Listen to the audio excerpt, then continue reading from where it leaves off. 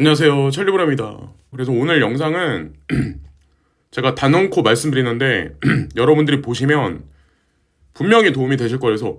이게 어떤 게 있냐면, 제가 XRP에 관련해서는 언급을 웬만하면 잘 안 해요. 안 하는 이유가 있어요. 사실은 제가 짜잘짜잘한 뉴스를 제가 팬딩해서 굳이 여러분들한테 말씀드릴 그런 건 아니고, 그런 거는 그러려고 제가 팬딩하는 건 아니잖아요. 그리고 그런 뉴스가 나왔다고 해서 그게 그렇게 크게 의미가 있는 뉴스들도 아니에요. 사실은 뭐 스위프트 2.0에 관련한 큰 그림에 관해서는 우린 이미 다 알고 있기 때문에. 그리고 끝판왕이라는, 근데 어쩔 때는 진짜 의미가 되게, 코인 시장의 의미가 엄청 깊은 게 있거든요. 전체 흐름을 관조할 수 있는 게. 근데 어저께 제가 보니까 그 뉴스가 나왔어요. 이게 엄청 큰 뉴스거든요. 사실은 이거랑 우크라이나 전쟁에 관련한 얘기랑, 지금 현재 이제 한국에서 전공의들이 사직서 내잖아요. 그거랑 이제 미국 지금 현재 정치하고 묶어서, 제가 2025년 좋을 때 이제 은퇴를 하자라고 말씀드리는데, 거기에 이제 추가적인 논거를 제가 몇 가지를, 그래서 이제 두 번을 보시라고 말씀드리는 거예요.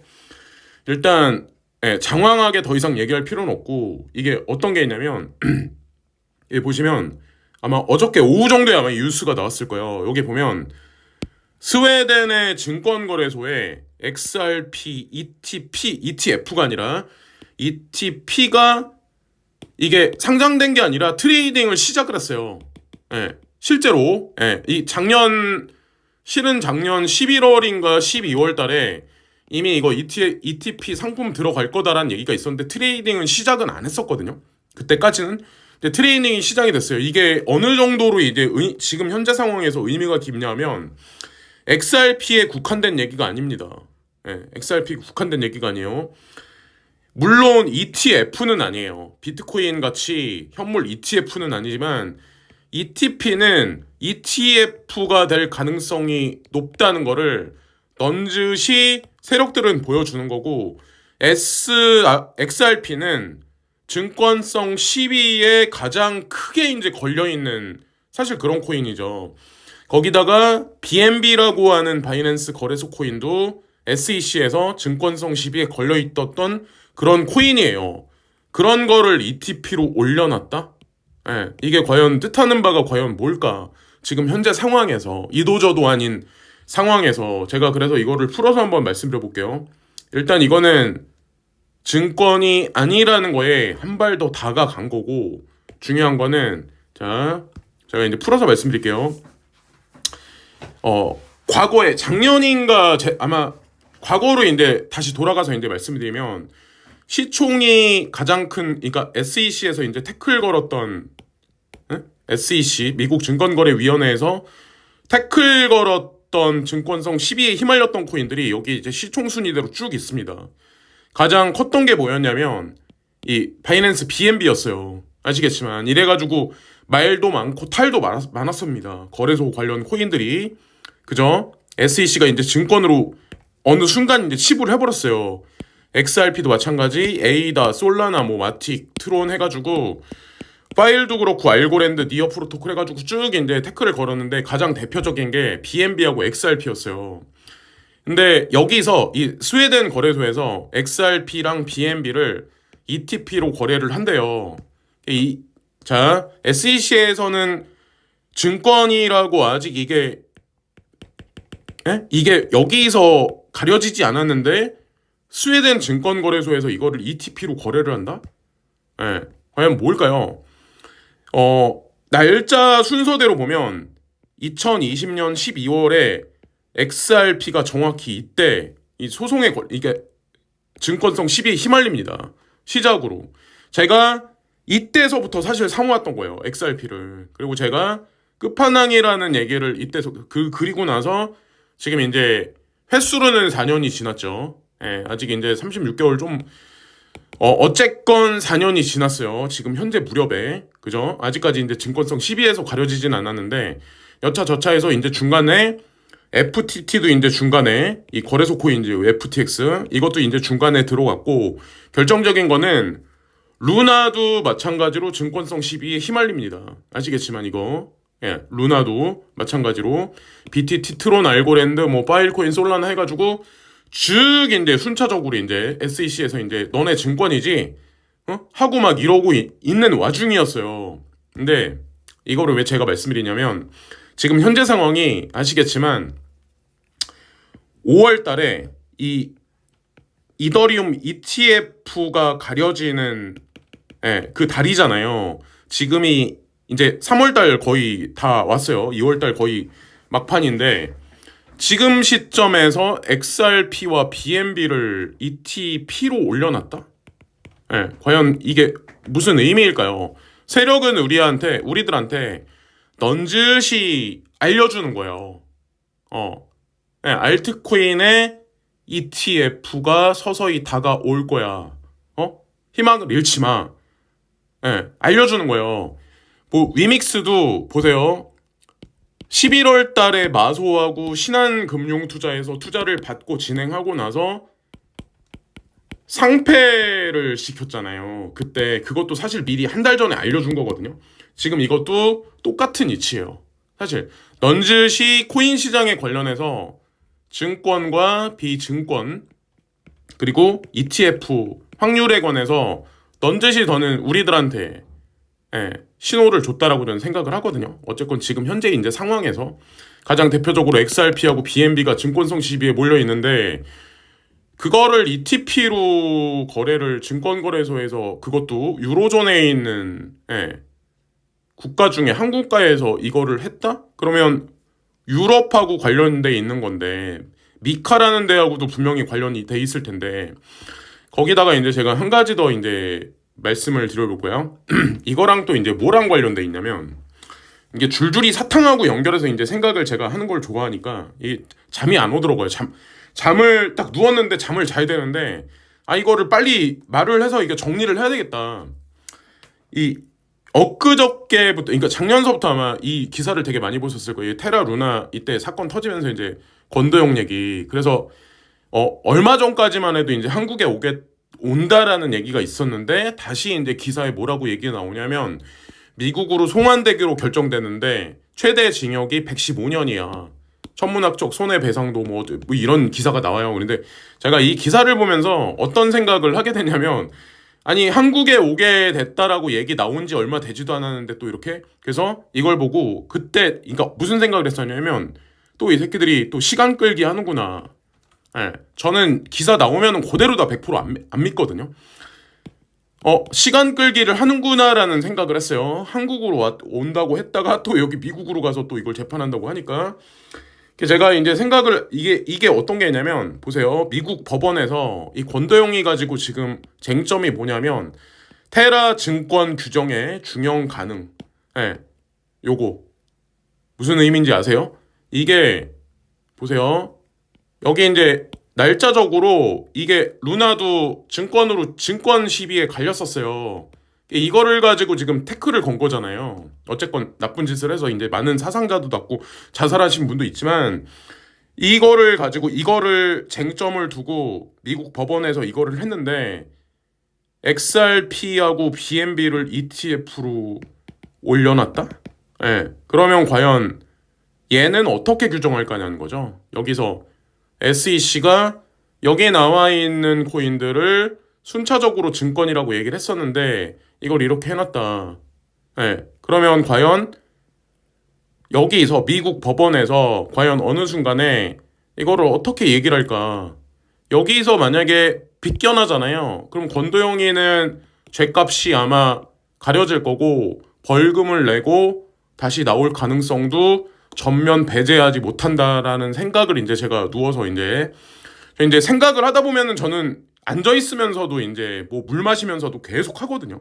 이게 사람이 좀 그런 게 있어가지고 습관적으로 그냥 한 가지 이제 더 생각을 했던 게 제가 뭐냐면 이 프로젝트를 사실 이 사단을 만들고 글로벌 금융리스가 사실 뭐 소프트뱅크부터 해가지고 DCG부터 해가지고 뭐 여기 티켓몬스터 이제 신현성이라는 이 사람을 앞에다 원래 깔고 이게 설계됐던 거였는데 막판에 이제 권도영이를 거기다 앉혀놨던 거죠. 사실은 이제 제가 보는 측면은 그런데 이게 있어요. 그러니까 어떤 게 있냐면 만약에 이 손해장과 글로벌 금융 리스트들이 건더영이가 필요하다라고 만약에 판단을 내리면 아마 여기서 벌금을 낸다거나 여기서 다른 시나리오를 해서 이 사람이 아마 빗겨날 거예요. 여기서 이 법적 제재를. 근데 만약에 어느 순간에 필요 없다라고 판단되면 제가 생각하는 관점은 뭐냐면 아마 자살로 마무리할 수도 있습니다. 이 사람들이 이게 제가 말씀드리는 게 영화 같은 얘기 같지만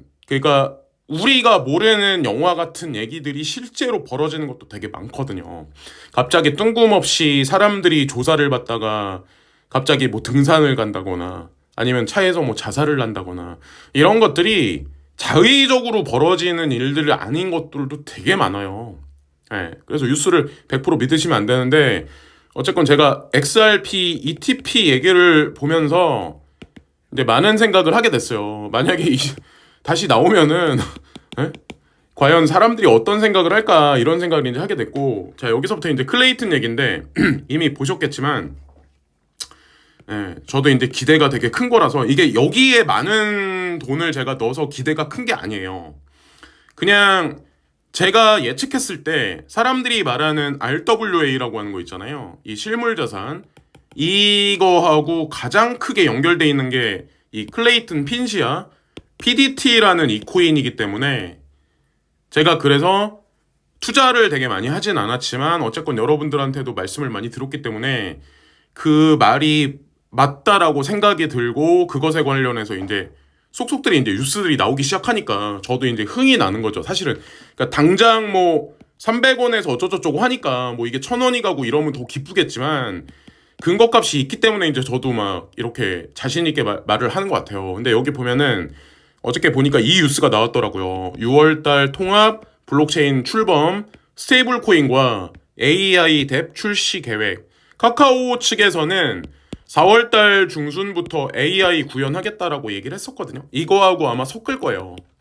제가 개인적으로 보기에는 AI 뎁하고 출시될 전망이고 스테이블 코인 클레이와 핀시아 통합 토큰은 시기가 나와 있는데 6월 말이 될 것으로 보인다. 그래서 클레이튼 핀시아 재단에서 여기서 이제 그 얘기를 했었죠. 2분기하고 3분기 여기 점진적으로 아마 자기네들 계획을 그래서 지금도 사실 제가 구체적으로 말씀 안 드리지만 이 사람들 지금 뒷구녕에서 뭐 계속 하고 있어요. 제가 보니까 트윗에 보면은 뭔가 계속 하고 있고 일단 앞에다가는 이제 클레이 그게 PDT가 이제 6월 말에 나온다 이 얘기가 있었고 제가 이제 뉴스를 보다가 이제 이거를 이제 발견했는데 이게 있더라고요. 제가 이거를 설명드리는 게 좋을 것 같아가지고 2월 23일 날 이 뉴스가 나왔는데 헤드라인에 은행 없는 삼성금융이 일냈다. K금융판 발칵 뒤집어진 이유 라고 해서 이게 여기 나와요. KB 넘어 순이익이 1위가 됐다. 여기 은행 없는 삼성금융이 아니 은행이 없는데 본체가 없는데 몸통이 없고 두뇌가 없는데 여기가 지금 순이익이 1위래요. 아시겠지만 다른 데는 이런 금융업을 하면 중간에 국민은행도 그렇고 신한도 그렇고 은행이 있습니다. 근데 삼성은 은행이 없어요. 삼성생명, 화재, 카드, 증권은 있는데 삼성은행은 없어요. 제가 여기서 이제 생각을 한번 해봤거든요. 아 이게 정확히 내가 생각했던 게 맞아 떨어졌구나. 어떤 생각을 하게 되냐면 여러분들 이제 기억을 하시겠지만 먼저 어떤 일이 있었냐 사전적으로 먼저 어떤 일이 있었냐면 이제 핀시아하고 클레이튼 얘기 나오기 전에 네이버페이랑 카카오페이랑 연결된다는 얘기가 먼저 선제적으로 있었어요. 그러고 나서 이제 무슨 얘기가 있었냐면 카카오페이 속으로 그러니까 파트너십 관계가 아니라 카카오페이 밑으로 삼성페이가 들어간다는 얘기가 있어요. 얼마 전에 그 기사를 아마 보셨을 거예요. 근데 되게 의미가 있는 건 뭐냐면 카카오는 카카오뱅크라고 하는 은행을 가지고 있습니다. 카카오뱅크라는 은행을 가지고 있어요.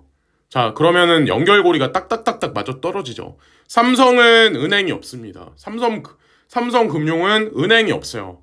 그러면 삼성페이가 연결되죠. 그러면 여기서 이것도 향후에 이렇게 연결될 가능성이 되게 높다라고. 그래서 제가 생각하는 것보다 그림이 되게 크구나.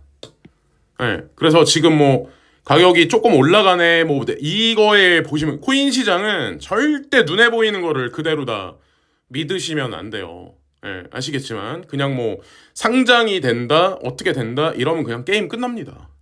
예, 그냥 뭐 10% 20% 이게 중요한 게 아니에요. 자, 그걸 보고 이제 우리가 지금 투자하는 게 아니기 때문에. 그리고 이거는 이제 우크라이나 얘기인데 이게 있습니다. 그러니까 원래는 이런 얘기까지 안 나왔었는데 날짜가 이제 점점 다가오니까 24일인데 오늘도 아마 무슨 뭐 안 좋은 얘기는 다 끄집어낼 거예요. 예? 부정 프레임의 얘기는 아마 주말께 오늘하고 내일께도 아마 미디어가 계속 끄집어낼 거예요. 근데 보세요. 그 와중에 이게 있어요. 점령지를 인정하냐 모두 반환하냐 이 두 개로 갈립니다. 근데 디테일하게 이제 안건이 나오는 거예요. 러시아는 점령지를 인정해 주길 바라고 우크라이나는 러시아가 점령했던 거를 모두 반환하기를 바라고 있다. 그래서 팽팽한 신경전이 있다. 네, 만약에 물밑에서 아무 얘기가 없다면 이런 뉴스가 미디어에 나올 필요가 없죠. 소모전 언제 끝나나 해서. 그러니까 한마디로 휴전협정이 가까워 오고 있다는 거예요. 사실은 제가 몇 가지를 더 보여드릴게요. 근데 아마도 제가 생각하는 건 뭐냐면 이 한국하고 북한이 이제 휴전협정에 들어가면서 중간에 DMZ라고 하는 비무장지대를 줬잖아요. 여기도 마찬가지로 이제 루안스크 뭐 해가지고 있는 도네츠크 해가지고 중간에 일정 구간을 이 휴전선을 만들어서 일시적으로 봉합을 만들어 놓지 않을까. 저 이제 그 시나리오를 딜을 하지 않을까 생각을 하거든요. 예, 러시아가 다 이거를 내줄까요? 어쨌건 그건 뭐 나중 얘기고. 자, 이제 24일 바이든 나발리 유족 만나 위로 23일 푸틴 겨냥 제재 발표 23일. 그래서 여기서도 이제 강대강으로 대체를 합니다. 강대강이에요. 러시아와 서방이 타격할 제재 수백 개 준비. 네, 여기서 이제 미디어를 통해서 제가 그랬죠. 그러면 우리 대중들은 이거 종식 안 될 거라고 판단할 수밖에 없다. 네. 예, 그거대로 지금 이 사람들은 그림을 그려가고 있는 거예요. 근데 결정적인 순간에 아마 결정적인 얘기를 할 겁니다. 이게 어떤 게 있냐면 이 나발리 부인이 유엔에서 28일 날 또 연설을 한다라고 하더라고 제가 보니까. 근데 아시겠지만 29일 날 푸틴 대통령이 대국민 연설을 합니다. 그러니까 끝까지 혼선을 주고 끝까지 비빌 확률이 높아요. 특히나 이제 주말을 넘어서 다음 주 어느 순간이 되면. 근데 그걸 가지고 아마 금융시장을 쥐락펴락할 가능성이 높은데 결정적으로는 아마 푸틴 대통령이 29일 날 아마 중대 발표를 하지 않을까 이제 개인적으로 생각을 해요. 여기 보면은 이게 있어요. 23일 날 전쟁이 2년 됐다. 24일이 딱 24, 그러니까 딱 2년이거든요. 우크라이나 병력도 화력도 모두 밀린다. 동부 전선 궁지. 23일 날 나온 거예요. 전쟁 2년 계기로 러시아군 본격 공세 전환. 근데 이것도 되게 웃긴 게 아니 2위하고 22위가 무슨 전쟁을 해요. 말도 안 되는 애하고 어른 싸움이지. 에? 무슨 갑자기 본격 공세 전환 이것도 이제 사람들 가지고 노는 건데 우크라이나 군인들 무지막지한 공세에 지쳤다. 아니 처음에는 뭐 러시아가 궁지에 몰렸다고 하더니 지금 와서 지금 와서 그거를 또 믿었던 사람들도 참 웃긴 것 같고.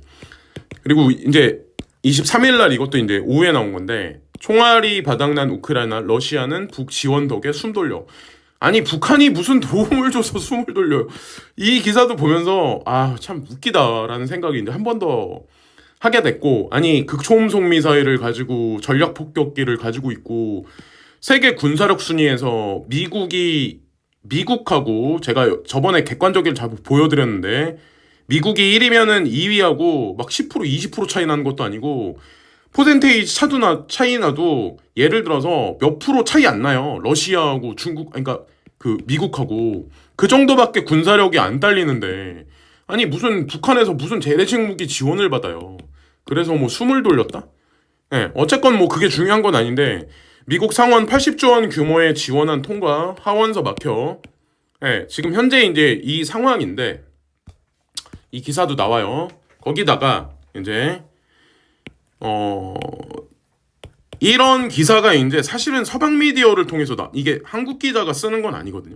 여기 보면은 우크라이나 빼앗긴 봄 2년 농사 짓고 셋째 아이 두고 싶다. 우크라이나 시민 5인이 전하는 전쟁 2년. 그러니까 프레임을 만드는 거예요. 지금 현재. 전쟁 밀리고 있으니까 그리고 국민들도 이제 지쳤어. 제가 생각했을 때는 그 그림을 지금 만들고 있는 거거든요.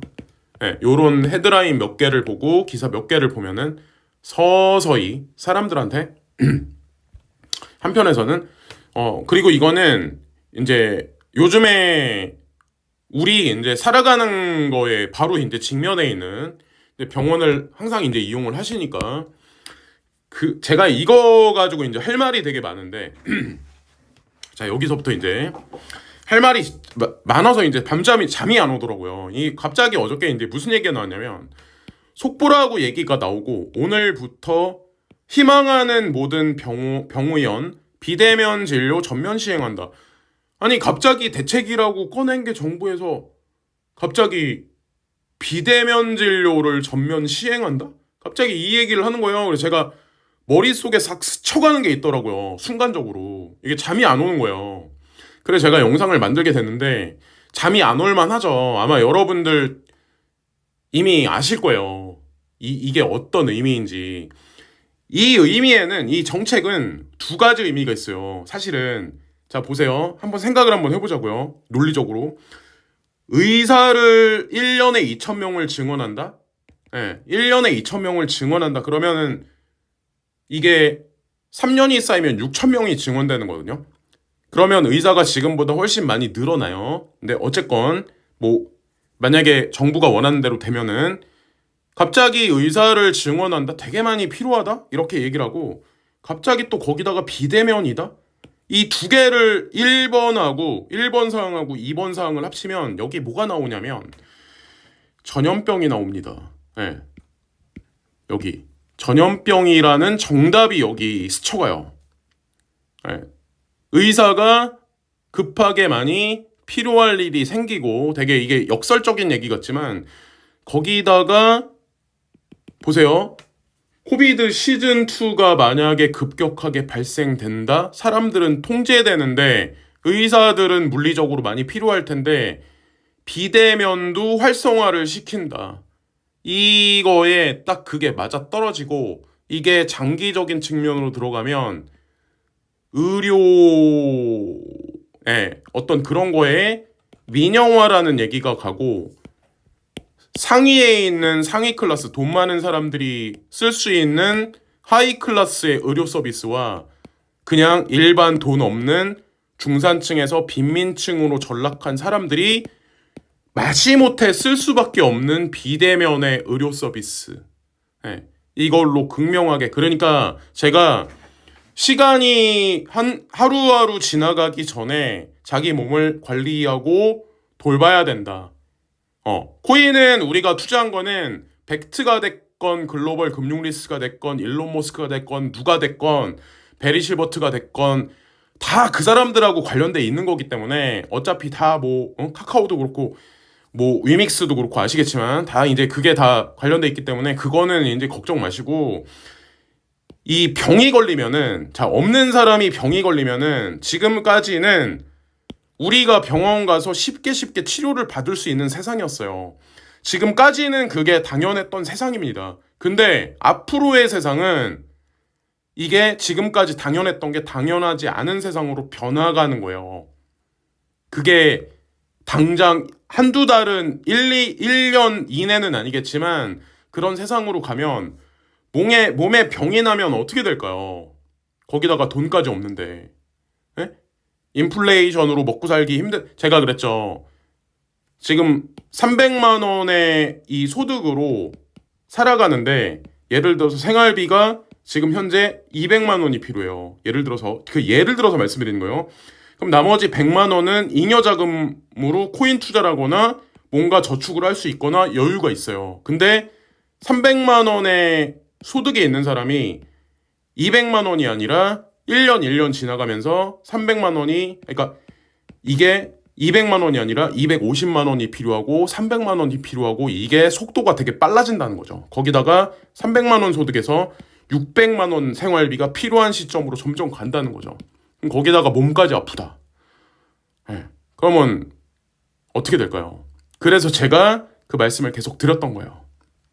네. 어쨌건 잠이 안 오더라고요. 제가 지금 현재 돌아가는 극박한 상황을 보니까 이거를 빨리 말씀드리는 게 좋겠고, 뭐 이미 저보다 똑똑하신 분들이, 저는 여기 이 팬딩에 사실 여러분들이 잘 모르시는데 되게 고학력자, 고수익자 분들 되게 많이 있으시다고, 거기다가 이제 나란 일 하시는 분들도 계세요. 솔직히 말씀드리면, 예, 사실은 되게 하여튼 똑똑하신 분들 되게 많이 계신데 하여튼 그렇습니다. 그래서 의식이 좀 약간 낮다라고 내 자신이 판단하시는 분들은 이거 사람이 바뀌거든요. 제가 그랬잖아요. 제가 이제 가장 중요시하는 부분이 오늘이 내일 같고 그러니까 내일이 오늘 같고 오늘이 내일 같다고 느끼시면 안 된다.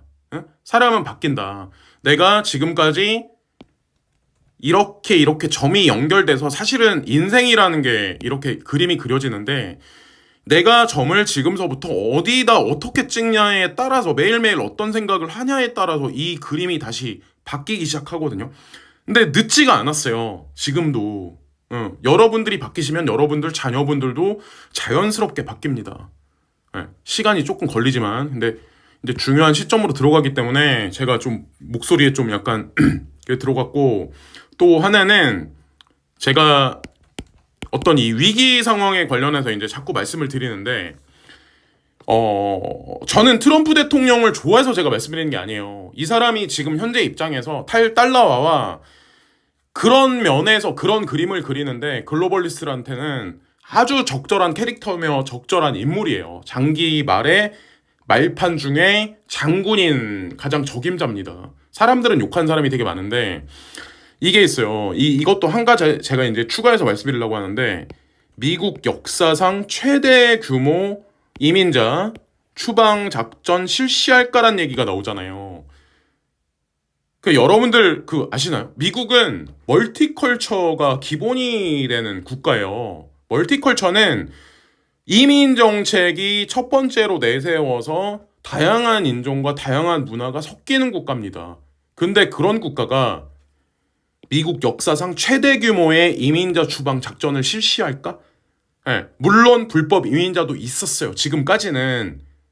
그러니까 남미하고 가깝잖아요. 그래서 불법 이민자가 많이 와서 약점이 있으니까 그 사람들이 캐시로 저임금의 노동력으로 미국에서 서비스를 제공했었단 말이에요. 근데 지금 이 정책이 트럼프 행정부뿐만 아니라 바이든도 아마 이 정책을 필 거예요. 제가 알기로는 그런 걸로 알고 있거든요. 일론 머스크가 이미 경고를 했었어요. 이거 할 거다. 이게 뭐가 중요하냐면, 보세요. 우리나라는 조선족 분들이 여기 와가지고 언어적인 것도 있고 인종적인 것도 있고 하니까 저임금으로 그분들이 서비스를 하는 분들이 되게 많습니다. 근데 한번 생각을 한번 해보세요. 미국 같은 경우는 히스패닉, 그러니까 멕시코나 아니면 콜롬비아, 남미의 불법 이민자가 가서 저임금으로 서비스를 해줘요. 그래서 어느 정도 지탱이 됐어요. 근데 이 사람들이 이걸 못한다? 다 추방받는다? 그러면 불법 이민자가 없죠. 그러면 과연 어떻게 될까요? 공장에서 일하는 사람들, 저임금으로 서비스했던 사람들, 이 사라지면 어떻게 될까요? 당연히 인플레이션이 자극될 수밖에 없어요. 이 상황이 미국을 지옥으로 만들 거예요. 거기다가 제가 어떤 생각을 하게 됐냐면 이게 있어요. 미국 역사상 최대 규모의 이민자 추방 작전을 실시할 계획이라는 언론 보도가 나왔다. 네. 여태까지 안 했던 일이에요. 멀티컬처에 있던 국가가 여태까지 안 했던 짓을 한다? 근데 제가 그랬죠. 올 여름이나 가을께 만약에 대규모 총기 테러가 있는데 그 상황에서 트럼프 대통령이나 바이든이 대규모 여태까지 없었던 사상 최대의 총기 규제 카드를 꺼내면 거의 100%다. 거의 100%다. 네, 거의 100% 지옥 같은 세상이 다가온다 라고 그냥 확신하면 된다라고 제가 말씀드렸죠. 그래서 제가 몇 가지 이상을 지금 의료 서비스에 관련한 거랑 이거랑 몇 가지를 매칭을 시켜보니까 잠이 안 오는 거예요. 예. 머리가 복잡해지니까 저도 머리가 복잡해지고 막 이렇게 뭔가 이게 그 싸하게 오는 게 있어요. 이게 좋은 느낌의 쎄한 느낌이 아니라 와 이게 그 느낌이 있어요. 그 특유의 제가 그런 걸 좀 빨리 느끼는 편인데 당장은 아니고 뭐 내년 뭐 어느 순간도 아니겠지만 어쨌건 참 그렇더라고요. 제가 그래서 그걸 만들고 그것도 이제 보여드리고 자 이거는 이제 단기적인 거 연준 인사들 금리 인하 신중론 결집 조기 인하 위험 경고도 금리 갖다가 이제 프레임을 혼란스러운 상황 뭐 이도저도 아닌 상황 거기다가 불안 프레임 부정심리 확대 프레임을 시장에다가 지금 던져준 거예요. 왜냐면 29일 날 푸틴 대통령의 대국민 연설 있기 전에 여러 가지 요소들의 퍼즐 조각을 대중들한테 던져줘야 더 혼란하게 만드니까. 일정 순간까지. 그것 중에 하나의 재료가 이제 연준 금리이기 때문에 그것도 이제 중간에 이렇게 던져주는 거죠. 지금 현재. 그래서 어쨌건 뭐 지금 현재 이렇습니다. 제가 이제 준비를 해서 이제 보다 보니까 여기까지네요. 그래서 이 부분도 이제 유심히 잘 한 번 더 이제 생각을 여러분들 스스로 한번 해보시고 이거 미국 역사상 최대 규모의 이민자 추방 우리나라도 안 하던 짓을 갑자기 정부가 하는 거잖아요. 이거랑 한번 생각을 한번 해보시고 요거랑 이 최대 규모의 총기 규제 만약에 이 얘기까지 만약에 나오면 거의 제가 예상한 게 아마 거의 100% 맞아 떨어질 거예요. 그래서 생각보다 코인 가격이 단기적으로 내년 어느 시점까지 우리가 생각한 것보다 좀 많이 올랐다. 그러면 나는 롤스로이스를 타야지. 나는 뭐 100억짜리 집에 이사를 가야지. 다 좋아. 다 좋은데 중요한 거는 준비를 해야 돼요.